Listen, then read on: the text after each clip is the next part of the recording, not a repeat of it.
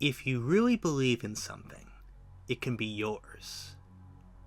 That's how we've been conditioned to think. Mostly, I suppose, it's a coping mechanism to keep us from eating the rich. We all think we'll be rich someday, if we just want it hard enough. How long has it been since there was a good, old-fashioned culling of the wealthy elite? That probably wasn't a good way to start this blog post. I'm more than a little tired, but fuck it. I'm leaving it. Corruptus. That was the subject of an email I received before my ISP dropped me. My phone turned into a brick the same day. Hell, I think it was the same precise moment, though it's difficult to know for sure since I only tried it after my laptop couldn't connect. Corruptus. I'd never heard the word before, and to be honest, I'm not exactly sure it is a word at all. It could be Latin. It sounds like Latin. I haven't been able to look it up, and this is the first time I'm getting on the web since my unexpected removal from the grid. I tried to sign on at the local library, by the way. My card was revoked, unpaid late fees for the books I've never read, much less checked out. Mostly borderline fetish material and self-help books for various mental illnesses. The apparently quite detailed tome on weapons of mass destruction seemed to be the most concern for the librarian. I hung around the library for maybe a half an hour, until someone left the computer logged in and unguarded. When I went to check my email to tweet a complaint about what happened, those accounts were gone as well. Honestly, I was a pretty huge dumbass for expecting them to be there. It wasn't long before I noticed the computer's rightful user pointed me out at the front desk. I guess she wasn't a fan of the direct approach. I was out the door before anyone could cause a real fuss. It's been over 2 years since I left Mowgli's palace and never looked back. The original blog post has come and gone so much across so many different sites that I could barely even remember the first place I tried to host it.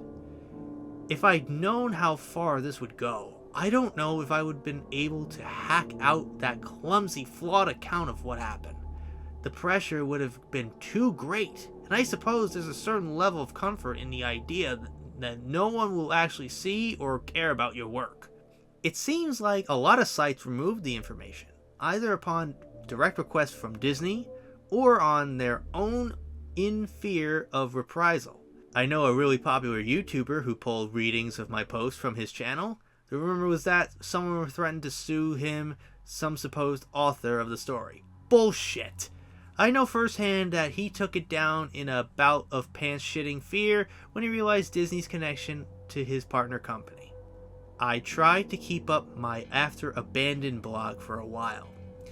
I don't know how many people out there saw my notes on Room Zero and Club 22 and so on. They're still around if you look, at least at the time of this writing. Yes, Club 22 exists. No, it's not a type of Club 33, I later learned from the same contact, but there's an 11 as well. And supposedly, the debauchery only grows as the numbers get lower. I heard of a Club 00, but I can't confirm that as clearly as I can with the previous contact. I also don't know if it has any connection to the room of the similar name. Yes, the door probably said characters or cast members instead of mascots. I know, I hear you all. Thank you so much for that. I'm sure your memory is crystal clear in moments of abject terror, right? Overall, I'm glad that my words have spread so far and wide. But the downside is just that so few of you are taking this seriously. I can't stress this enough. Treasure Island? Real. The Utilidors? Real. Just because you can't substantiate the rest doesn't mean it's a cool story.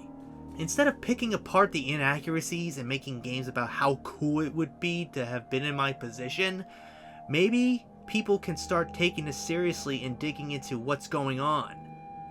Maybe. I don't know. I don't want this to be a rant. I want to stay focused and make sure I post exactly what I wanted to make public. All of the stress, the stalkers, the phone calls, the broken windows. I know that's all supposed to keep me off track. They want me confused, scared, And most of all, they want me quiet. There's a team of men and women in suits that I've seen at random times, here and there. I call them the focus group because they pop up with clipboards and pens taking notes about everything I do.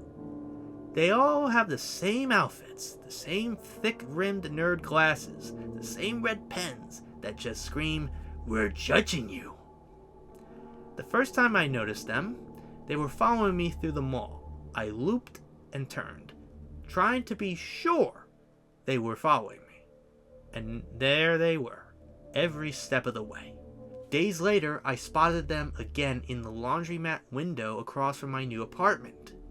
I chased one down once, the tubbiest one.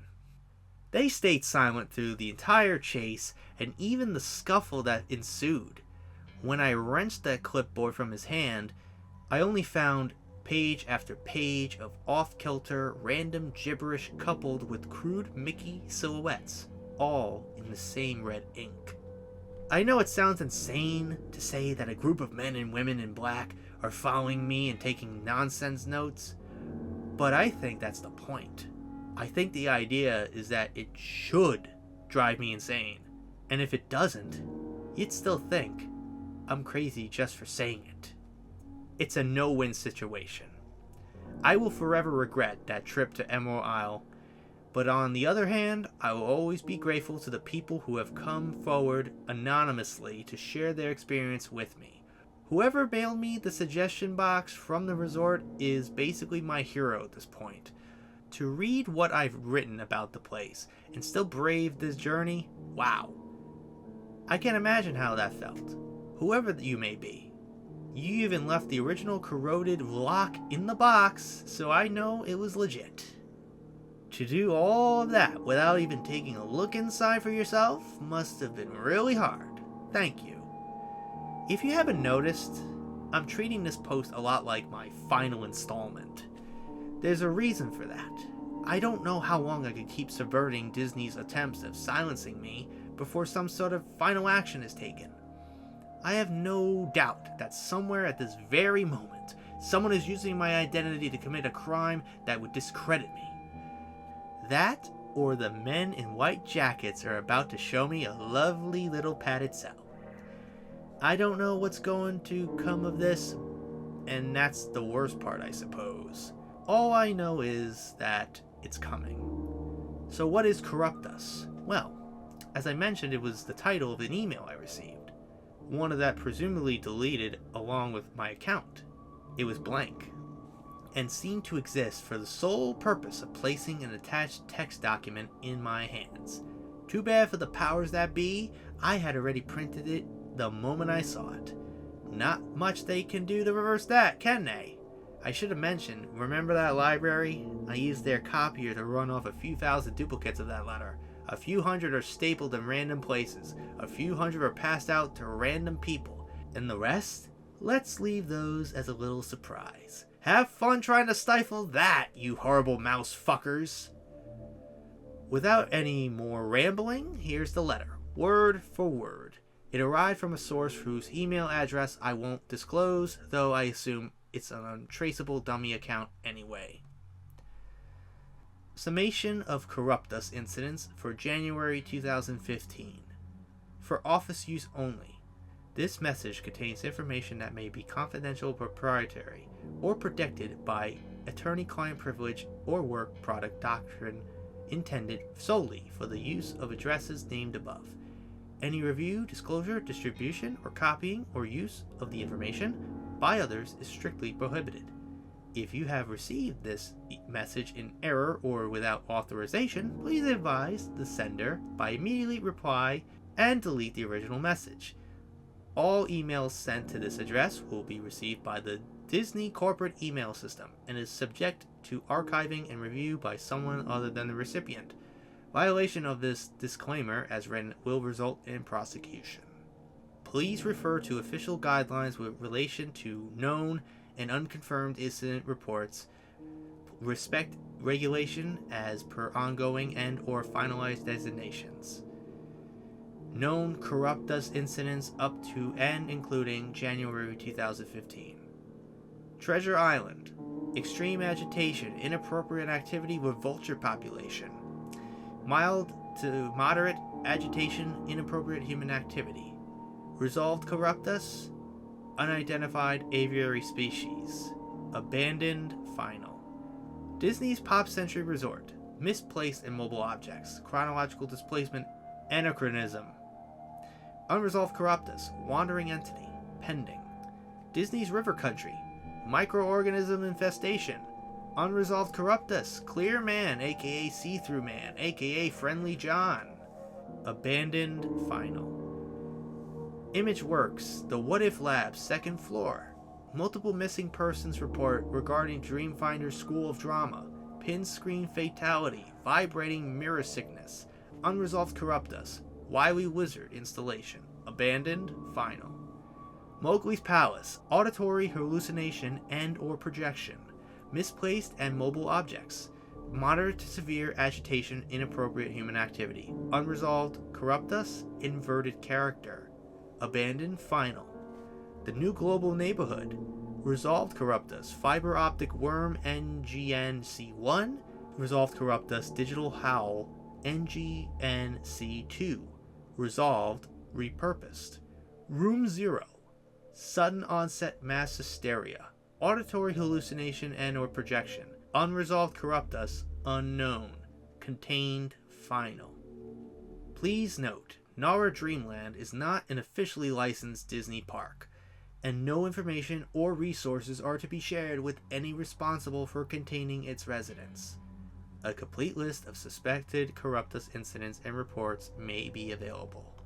It took a few readings before I could get my hand around this.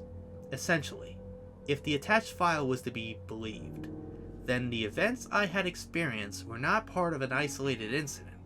The events within Room 0, the Gascots, they seem like part of a much larger problem. What is Corruptus? Corruption, I mean. I don't need to run Google Translate for that. Even if I felt like I could take a break from writing without the risk of someone finding and disconnecting me at any moment. Corruption of what? Dreams, ideas, desires? I've never been a religious man, but I was dragged to Sunday school more than enough times to know about golden calves, false gods created by man, icons, graven images, characters, mascots. If you believe in the Bible at all, and I'm not sure I do, especially not after what I've seen, then maybe God wasn't angry because people worshipped other things. Maybe he was afraid. Maybe if enough people believe in something hard enough, there's a chance it will come to be. Since we are naturally flawed beings, that means there's a very good chance such a thing would become corrupted. If you think about it, Disney's animated films have always had one overriding message. Clap your hands and believe hard enough, and Tinkerbell will live. When you wish upon a star, anything your heart desires. People like to say Disney has some connection to Satanism, but I never bought into that. I still don't. I think they've been trying to create the golden calf, a god idol that everyone believes in, one that everyone loves. It's almost as if any dream or idea that is shared by enough human hearts and minds has a real chance of being born into the world. The creatures, if any exist beyond what I saw with my own eyes, I think they're the deformed half-starts, random manifestations of some dark, unquantifiable non-life that seeped into our state of being. They're mistakes of reality, cosmic abortions, the corrupted. Did everyone in Emerald Isle Harbor have such a negative impression of Mowgli's Palace? How potent was the fear of nuclear war on the day of Room 0 became full? If you want to find Gascots and mystery voices, does that search bring about the very thing you're looking for? How many children have been disappointed, confused, or scarred for life when they saw Mickey without his head? These are questions I'm never going to be able to answer. I don't know if anyone can. Speaking personally, this will probably be the last time I talk to you about Disney and everything I've learned about them. I'm truly sorry for that. especially since there's so much more I could say. Unconfirmed rumors, documents, and items I've received that now seem to be gone forever. I thought they were just trying to contain that Mickey costume. I thought that's why they went out of their way to keep the public in the dark about it so much. Why they considered and bullied to get their way. Now I realize I was wrong. It was this all along. They didn't want anything like this getting out. I wish you all good luck, and I know I need the same from you. Thank you.